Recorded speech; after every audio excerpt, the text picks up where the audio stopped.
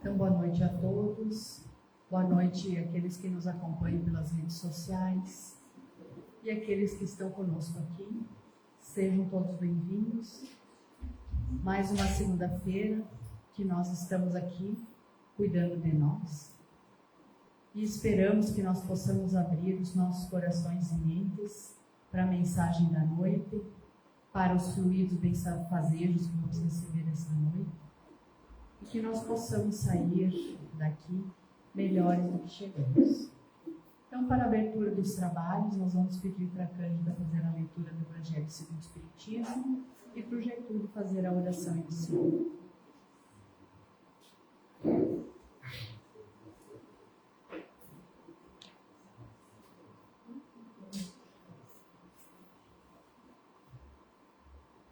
Capítulo 14, Instrução dos Espíritos, a ingratidão dos filhos e os laços de família.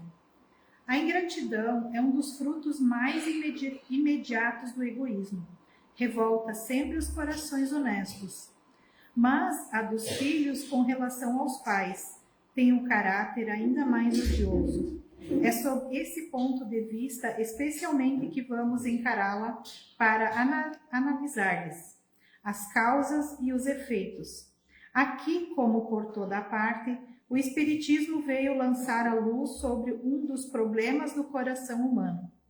Quando o espírito deixa a terra, carrega consigo as paixões ou as virtudes inerentes à sua natureza e vai para o espaço se aperfeiçoar ou ficar estacionário, até que queira ver a luz.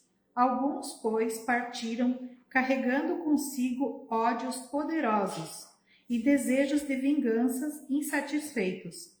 Mas a alguns destes, mais avançados que os outros, é permitido entrever algo da verdade. Eles reconhecem os funestos efeitos de suas paixões, então tomam boas resoluções, compreendem que para ir a Deus não há senão uma senha, caridade. Ora, não há caridade sem esquecimento de ultrajes e de injúrias. Não há caridade com ódio no coração e sem o perdão. Então, por um esforço inaudito, olham aqueles que detestaram na terra, mas ante essa visão, sua animosidade desperta. Revolta-se com a ideia de perdoar, e mais ainda, com a de se abdicar de si mesmo. Sobretudo, a de amarem aqueles que talvez lhe destruíram a fortuna, a honra, a família. Entretanto, o coração desses infortunados está abalado. Eles hesitam, vacilam, agitados por sentimentos contrários. Se a boa resolução vence, pedem a Deus, imploram aos bons espíritos que lhe deem forças no momento mais decisivo da prova. Enfim, depois de alguns anos de meditação e de preces, o espírito se aproveita de um corpo que se prepara na família daquele que o detestou e pede aos espíritos encarregados de transmitirem as ordens supremas para ir cumprir na terra os destinos desse corpo, que vem se formar. Qual será, pois, a sua conduta nesta família? Ela dependerá, mais ou menos, da persistência de suas boas resoluções. O contato incessante dos seres que o odiou é uma prova terrível, sob a qual sucumbe. Às vezes, a sua vontade não é o bastante forte.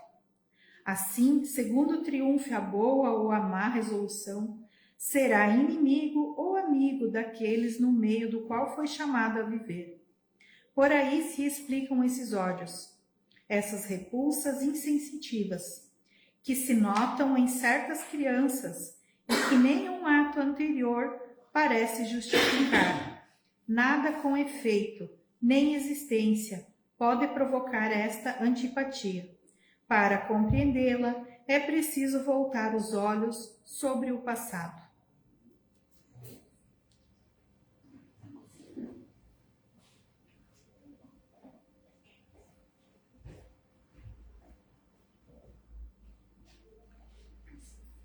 Uma boa noite a todos. Então vamos, aproveitando essa harmonização que já se faz, mergulhar com os nossos pensamentos na figura do Mestre Jesus e dizer a Ele da nossa felicidade de estarmos aqui, agradecer a Ele por todos os benefícios que Ele tem disponibilizado a todos nós, pedir à equipe de CEPE que possa, nessa noite, nos envolver de luz, de amor, de paz, de harmonia, e que possa nós nos fortalecer diante de todas as mensagens que serão realizadas através do nosso palestrante. Tu sabes das nossas necessidades, Mestre, e Tu sabes das nossas incapacidades. É por isso que nos apresentamos com a confiança, com a fé em Ti. E pedimos aos bons espíritos que possam segurar nas nossas mãos hoje e nos levar ao sair daqui para os melhores lugares, para que nós aproveite todos os benefícios que Tu disponibiliza. Que os mensageiros e que os trabalhadores incansáveis desta casa possam estar junto de nós e daqueles desencarnados. Que todos recebam os benefícios, a Tua luz e o Teu amor. Muito obrigado por essa oportunidade de estarmos aqui. Que o amparo se faça ao nosso irmão que vai fazer a exposição, que ele seja assistido e receptivo por todas as informações e as intuições. E que a Tua luz permaneça junto de nós nessa noite, hoje e sempre. Que assim seja.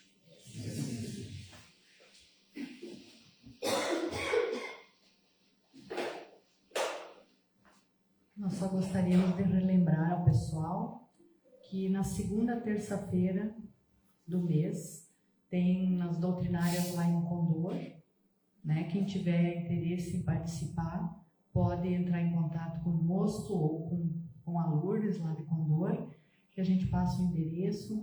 Então, uma vez por mês é feita uma exposição doutrinária à noite, a segunda terça-feira do mês, às 20 horas.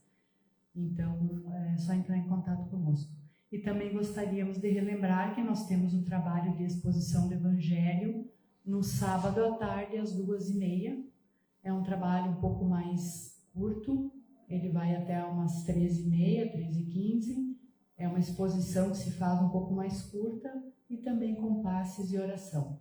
Então, aqueles que quiserem, que não conseguirem vir na segunda e quiserem vir no sábado à tarde, também nós temos esse trabalho sempre às 14h30. Então, com muita satisfação, nós hoje recebemos o nosso querido irmão Genir, que vem lá da Casa de Mãos Unidas, de Cruz Alta, do Centro Espírita Mãos Unidas, e ele vem hoje cumprindo a escala da UME.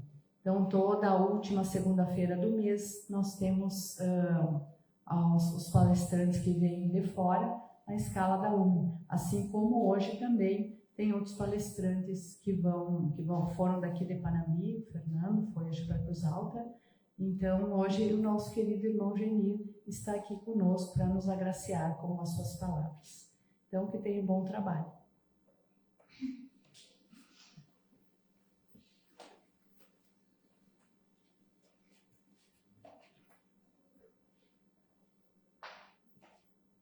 Queridos irmãos, boa noite.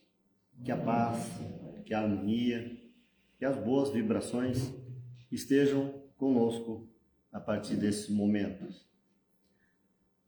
Em primeiro lugar, o abraço fraterno da Casa Espírita Mãos Unidas de Cruz Alta, a todos e a cada um. Nesse mesmo momento, bem provavelmente, o nosso irmão Fernando, que de repente me pareceu um motivo de lástima, porque nós vínhamos com a esperança de vê-lo aqui. Nesse momento ele está em Cruz Alta, atendendo à escala de expositores de intercâmbio da União Municipal Espírita de Cruz Alta. Já que ele está lá, que faça um bom trabalho para nós, né? Mas a nosso convite, já que nós nessa mesma escala nós tínhamos um convidado para amanhã, que por questões de família não poderá fazer a palestra. Então, amanhã, de novo, o nosso Fernando terá que estar em Cruz Alta. Nós convidamos o Fernando de Effenbach, ele estará conosco na Casa Espírita Mãos Unidas amanhã. Renovaremos o abraço a ele amanhã. Da mesma forma, transmitimos o abraço da União Municipal Espírita de Cruz Alta a todos nós e a cada um que hoje, por bondade infinita na sua direção, nos coloca como seu representante. Lembrando, pede-nos a UME que nos faça lembrar que nós temos alguns programas de rádio, que é na rádio, nesse caso assim, na Rádio Independente de Cruz Alta, ondas de AM, portanto, provavelmente fique restrita ao município, é um pouco mais que a parte urbana do município de Cruz Alta, mas também nós podemos encontrá-la na internet, tanto no Net Rádios, Rádiosnet, como no próprio app da própria rádio. O convite a todos nós escutar então na quinta-feira de manhã, a partir das 10 horas, a União Municipal Espírita sempre tem um representante fazendo uma mensagem junto ao Mauro Reis no programa Diário Independente. Temos também, esse já é mais tradicional, já faz mais tempo, na Rádio Popular, que também nós podemos encontrar na internet, a Rádio Popular FM de Cruz Alta. No sábado de manhã, a partir das 8 horas até as 9 horas. É 1 hora de programação espírita na Rádio Popular FM de Cruz Alta. E temos o nosso intercâmbio, que é essa troca de expositores entre todas as casas que compõem a União Municipal Espírita, que começa hoje conosco aqui, o nosso Fernando lá em Cruz Alta, o Ricardo Monteiro, bem provavelmente em Santa Bárbara, e assim nós vamos fazendo a sequência da semana com esse intercâmbio de expositores que sempre se realiza na última semana de cada mês. E nós não poderíamos deixar fechar o mês de abril sem conversarmos um pouco, pelo menos que seja, em torno do nosso Livro dos Espíritos. Quer dizer, mais um pouco, porque o mês é muito cheio de falas e de comentários, de palestras e de observações, de estudo em torno do Livro dos Espíritos.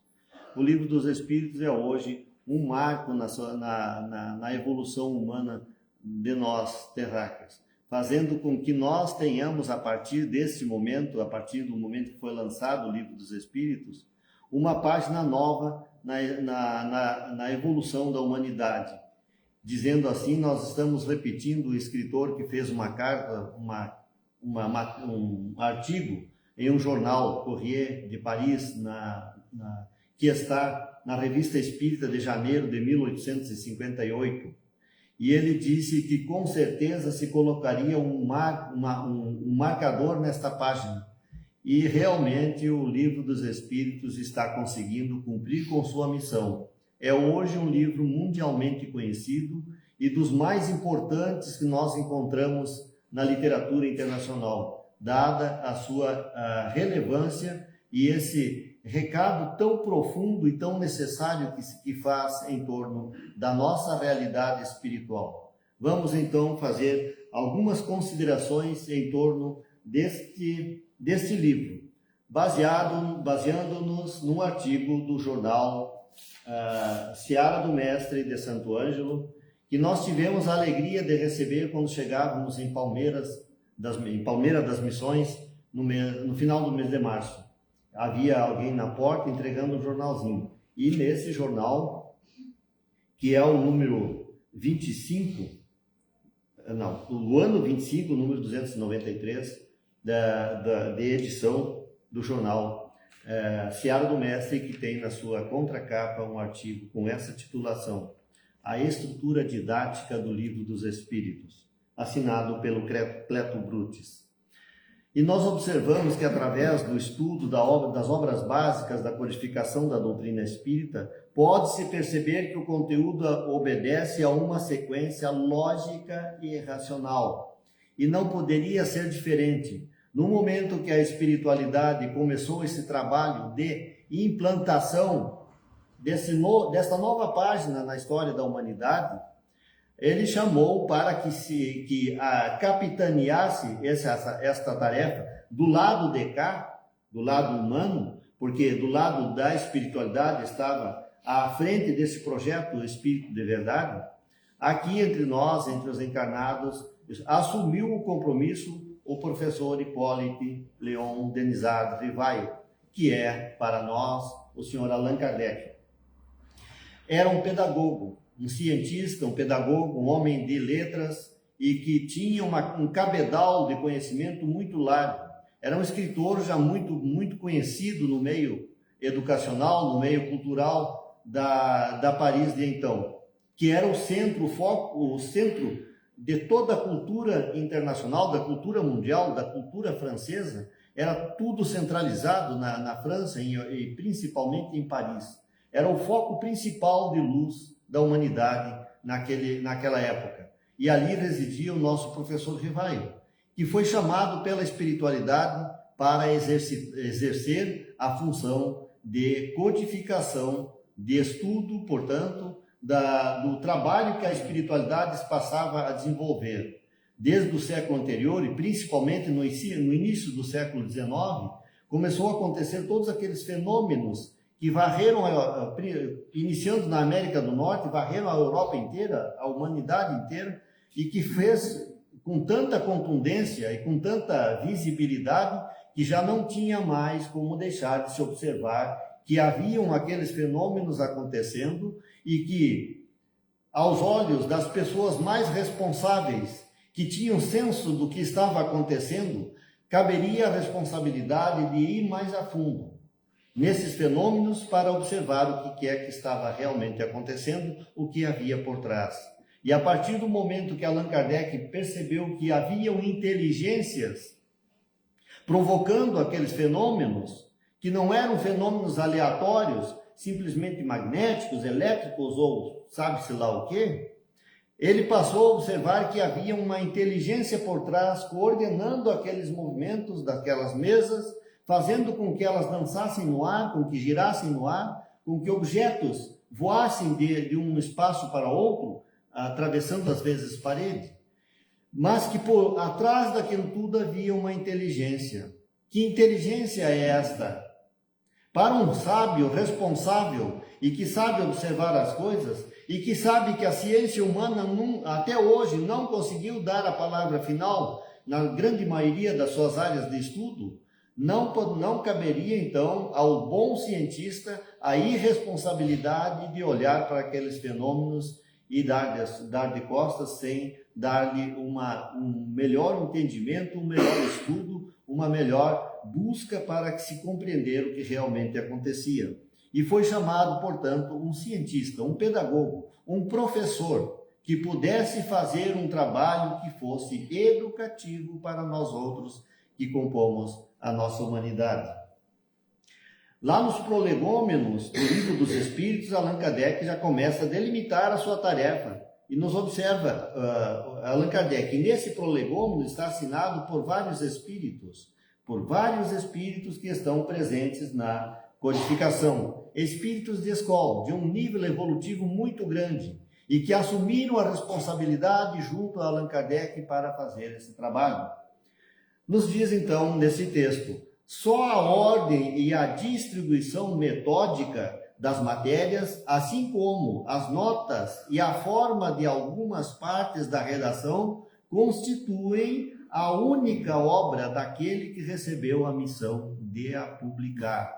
Ou seja, o nosso professor Rivaio, ele tem como seu, única e exclusivamente, a introdução, o texto da introdução, o texto da conclusão, alguns textos colocados na evolução do livro, com notas e algumas dissertações com relação a alguns temas que não foram resposta dos espíritos, mas lembrando de novo o nosso, agora, senhor Dentu, se não me engano, eu não vou dizer o nome, vou retirá-lo agora porque eu não tenho bem certeza, mas esse mesmo jornalista que escreveu esse artigo, dizia ele que as respostas realmente podem ser delegadas aos espíritos, dada a sublimidade e a superioridade desses pensamentos, mas que para poder provocá-las tão profundas e tão certas, teria que ter uma mente brilhante fazendo as perguntas.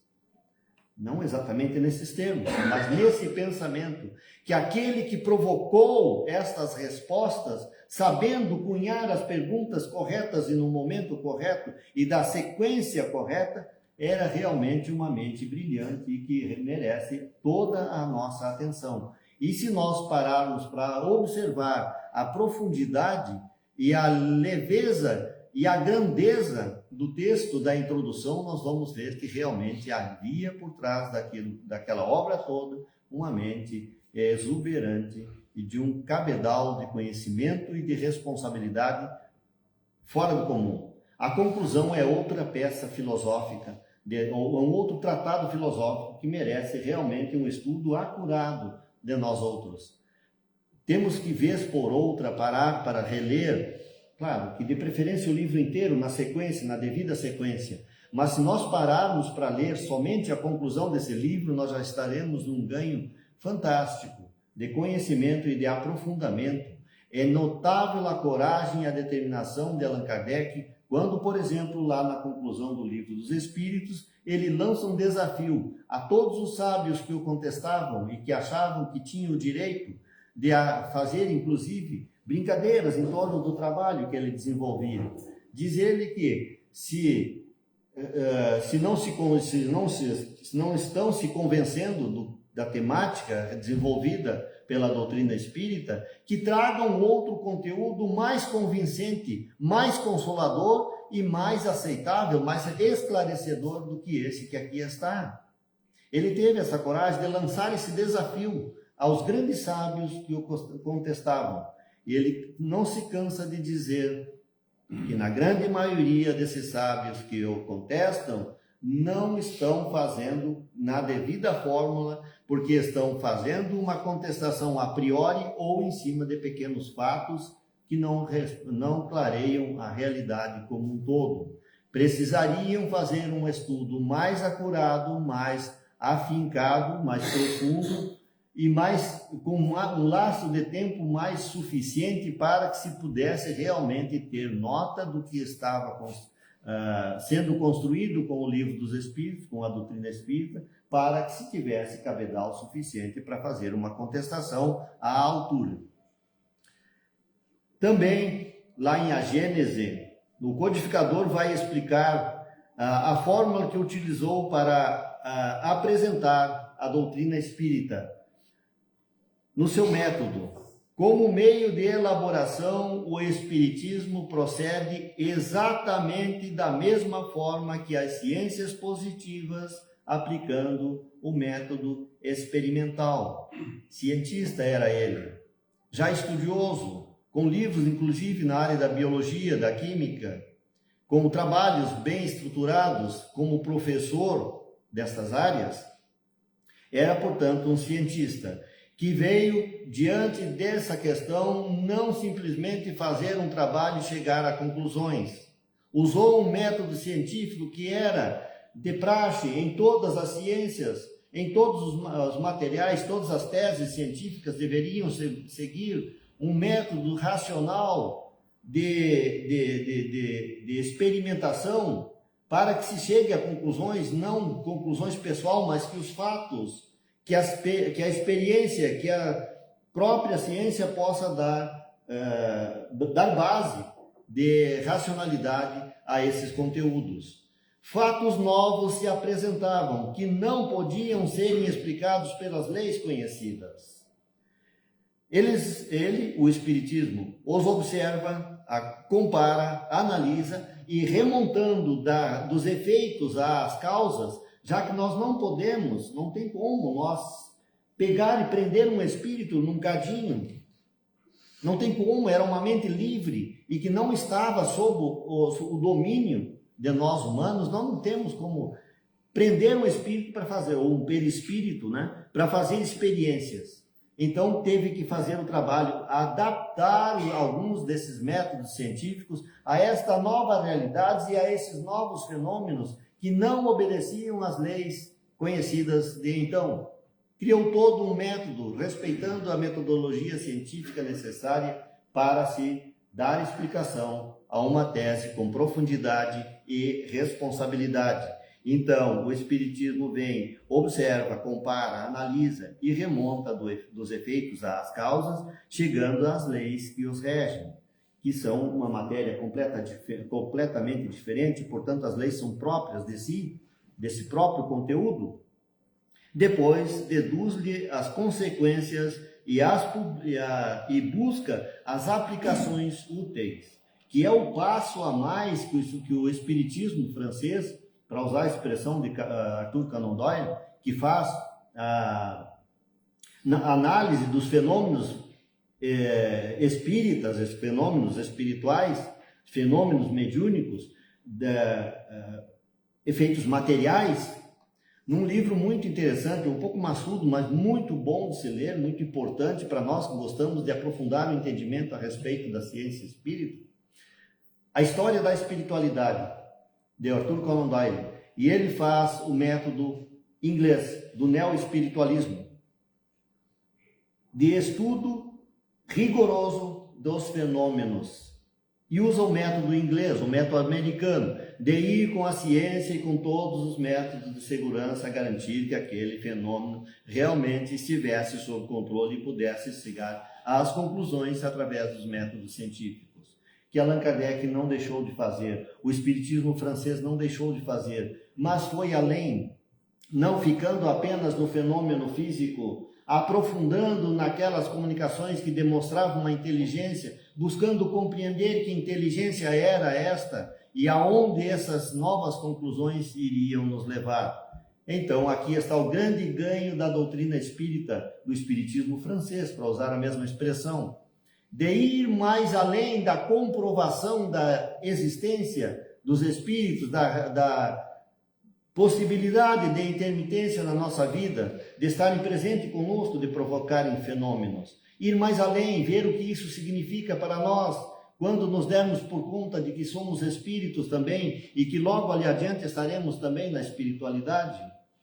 Tudo muda muito de figura a partir do momento que nós temos consciência da nossa realidade espiritual e do futuro que nos aguarda logo ali adiante. Cosme Messi, um doutor médico, portanto um cientista, demonstra parte a parte a ordem utilizada por Allan Kardec. Cosme Messi, a partir de uma conferência feita se não me engano, em Curitiba, ele fez esse trabalho de busca de uma demonstração dos métodos utilizados por Allan Kardec, faz essa demonstração parte a parte e que nós vamos ver agora algumas das suas conclusões.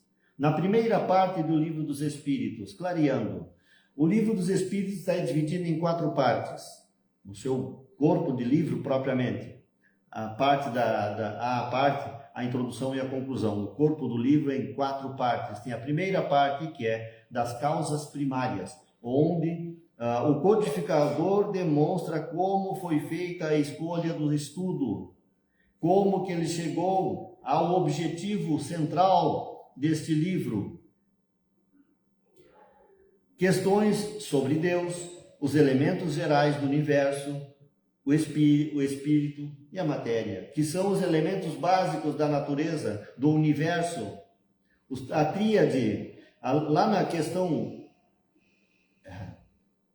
corro o risco de errar, mas se não me engano, na questão 9, Allan Kardec pergunta a respeito dos elementos que compõem o universo. Seriam 2 elementos, o espírito e a matéria, o elemento inteligente e a matéria bruta propriamente.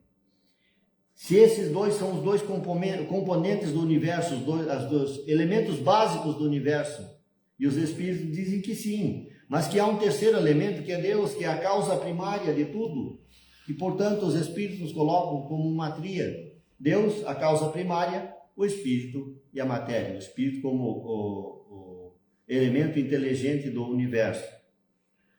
Em relação a Deus, os Espíritos nos esclarecem que nós não devemos aprofundar demais a questão.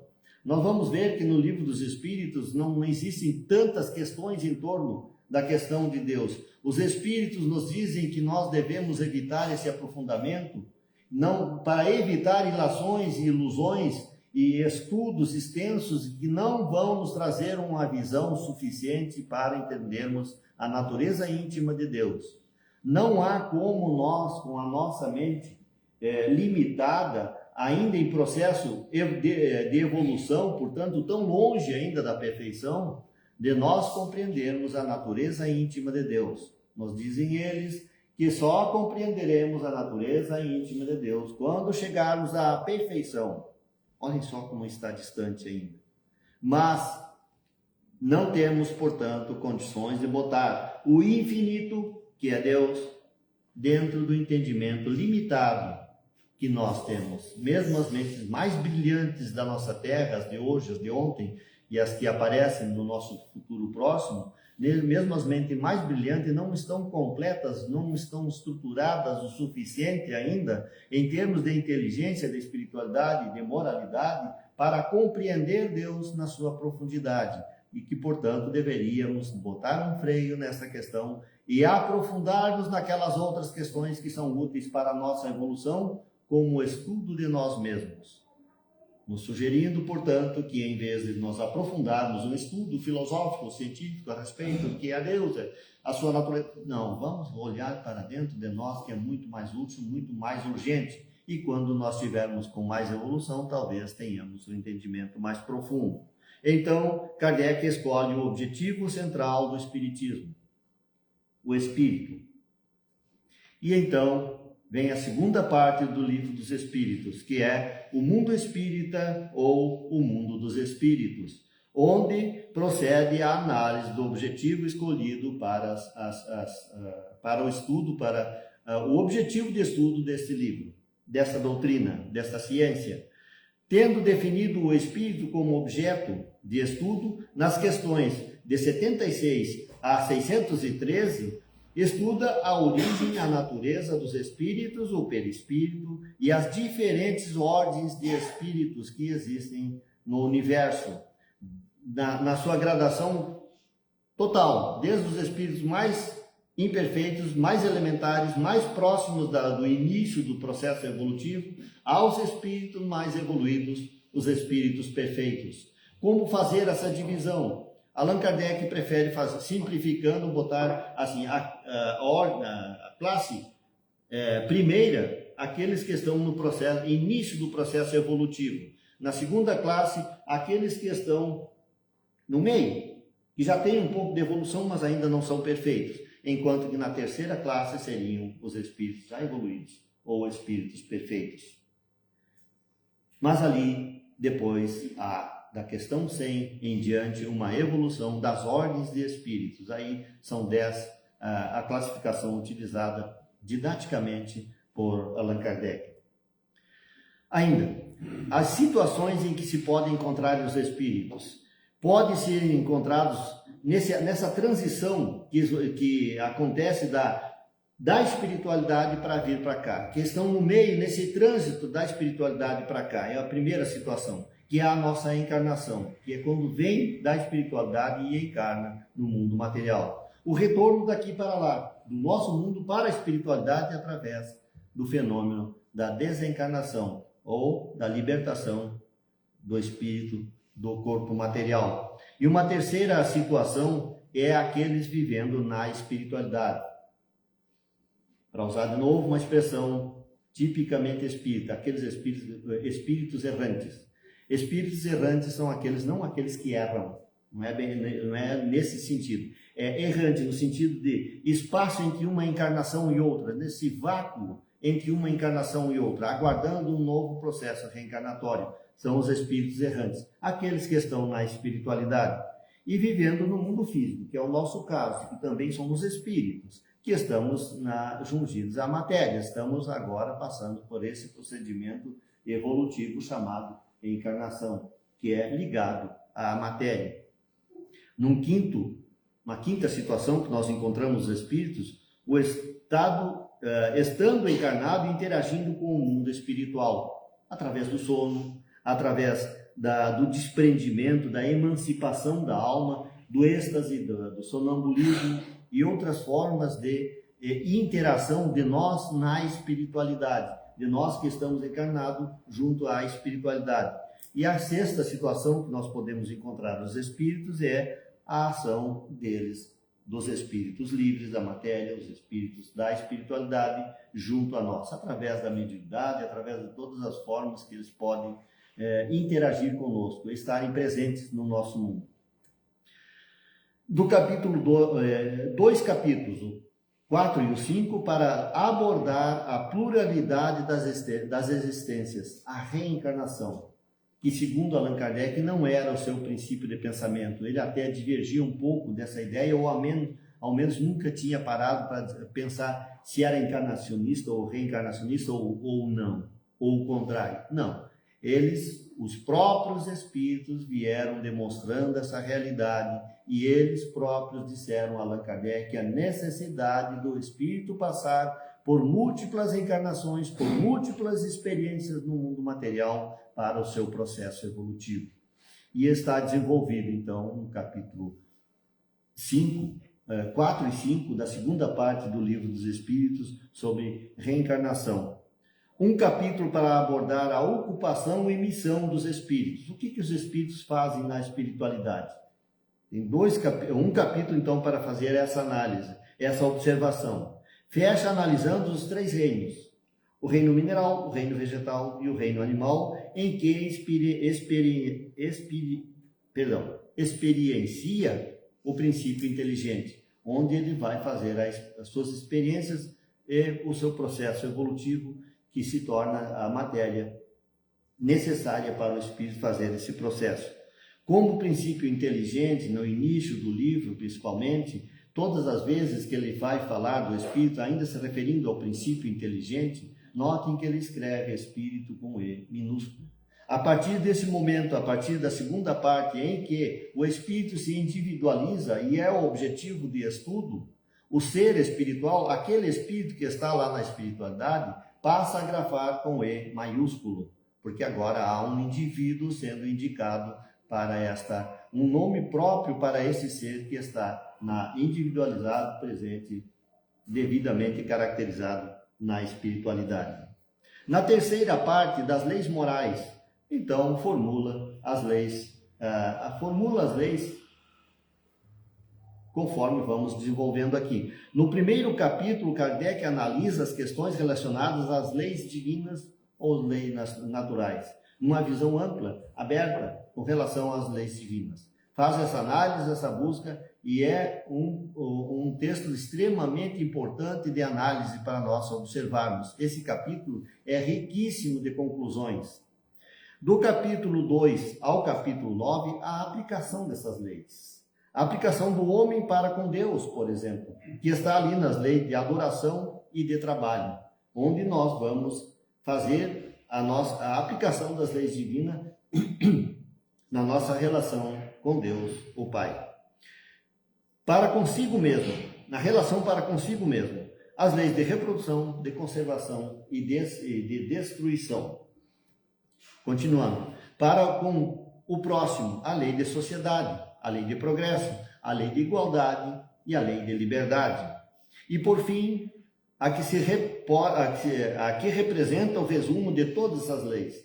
A lei principal, aquela que caracteriza o reino de Deus que nós precisamos construir em nossos corações.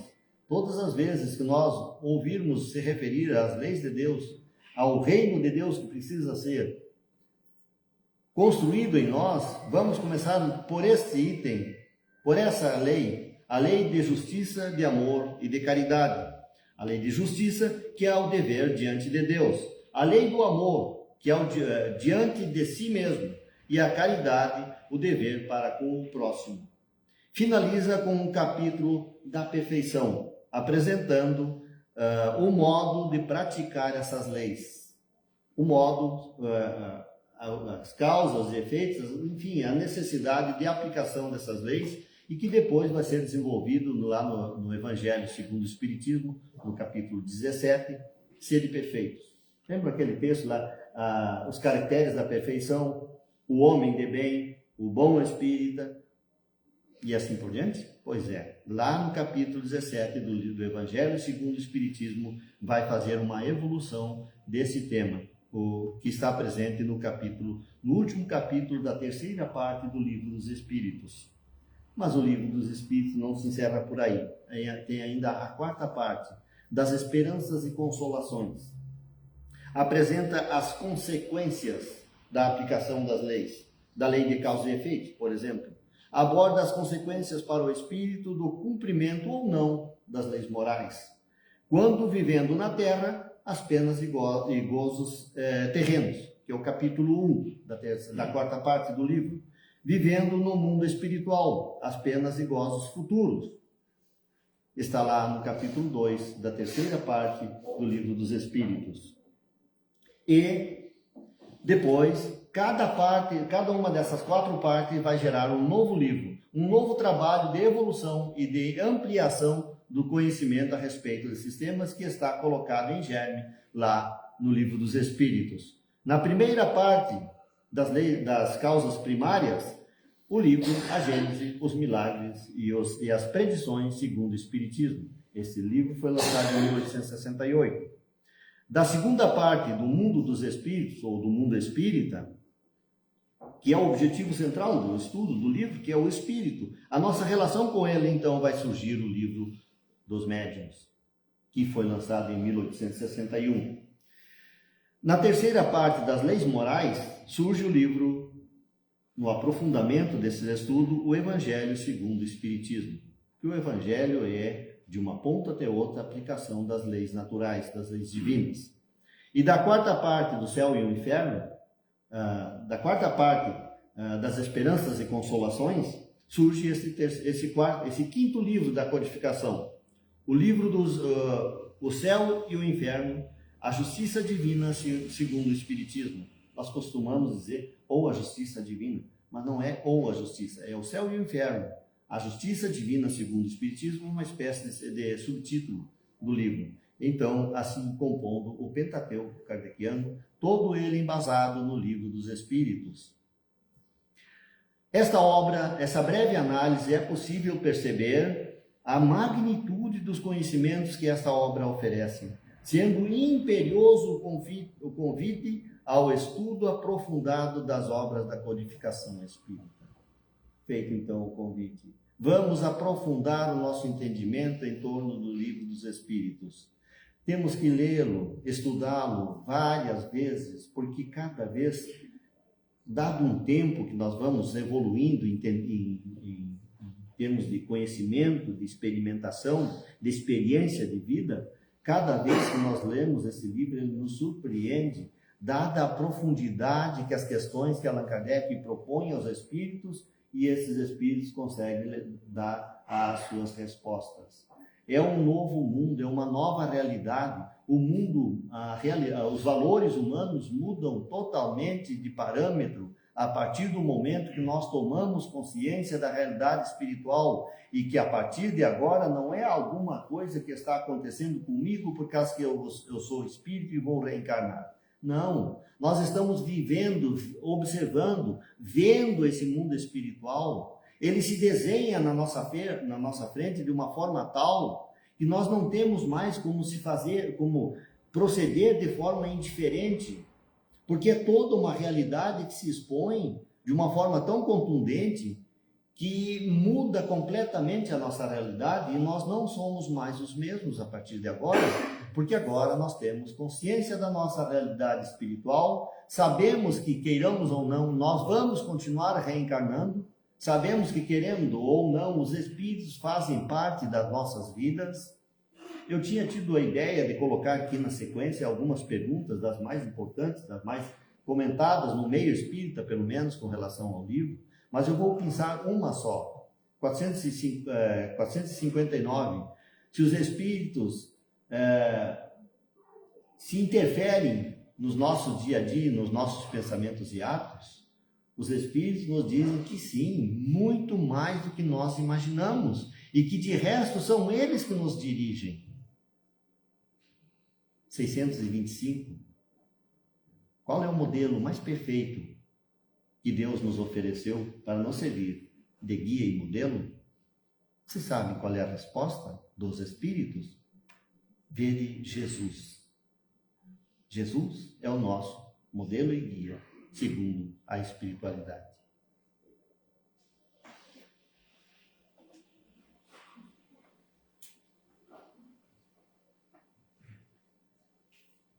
Então, nós agradecemos ao nosso irmão Jair pelas palavras, pelo esclarecimento, pelos interessantes dados que nos trouxe, e que nós levemos em consideração a importante obra do Livro dos Espíritos, que todos nós devemos ler e reler, porque ela é muito esclarecedora e nos auxilia muito no nosso dia a dia. Então, de imediato, nós vamos passar as preces e irradiações, elevando o nosso pensamento, então, a Deus, Pai de infinita bondade e sabedoria, a Jesus, querido Mestre e amigo, e aos mentores desta casa de oração, de cada um de nós. Que nós possamos, neste momento, sentirmos paz em nossos corações. Que uma imensa luz vinda de Deus, Pai de amor e bondade, possa nos envolver a cada um. E que nós possamos encontrar em nossos corações, nesse instante, o maior amor para podermos enviar àqueles que mais necessitam. Nos lembremos nesse momento dos irmãos que encontram-se adoentados, estejam eles nos hospitais ou em seus lares, com Covid, com problemas respiratórios, com câncer, seja qual for o problema que tiver, que eles possam nesse momento receber o consolo e a coragem que necessitam nesse momento da vida.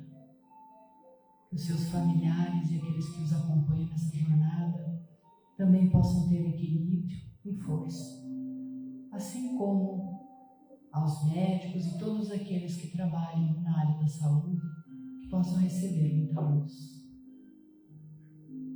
Que essa luz de amor possa chegar até os irmãos dependentes químicos, dependentes do álcool, que eles tenham força, coragem e lucidez para buscarem uma reabilitação. Ilumine, Pai querido, aos idosos, estejam eles em seus lares ou em casas de acolhimento, que eles tenham esperança e paz em seus corações nos derradeiros dias de suas vidas. Também a todas as crianças, aos jovens, que recebam paz e equilíbrio em seus corações, que Jesus amigo possa iluminar os seus dias, as suas escolhas, para que tenham um caminho de paz e de harmonia no seu futuro. Ilumine as famílias em desarmonia, onde em seus lares Jesus é esquecido, que ele possa ser lembrado, que ele possa iluminar a cada um que lá está, que a paz possa penetrar nos corações e que todos possamos aceitar nosso irmão como é. Aos irmãos que encontram-se nos presídios, que recebam luz e a força do arrependimento.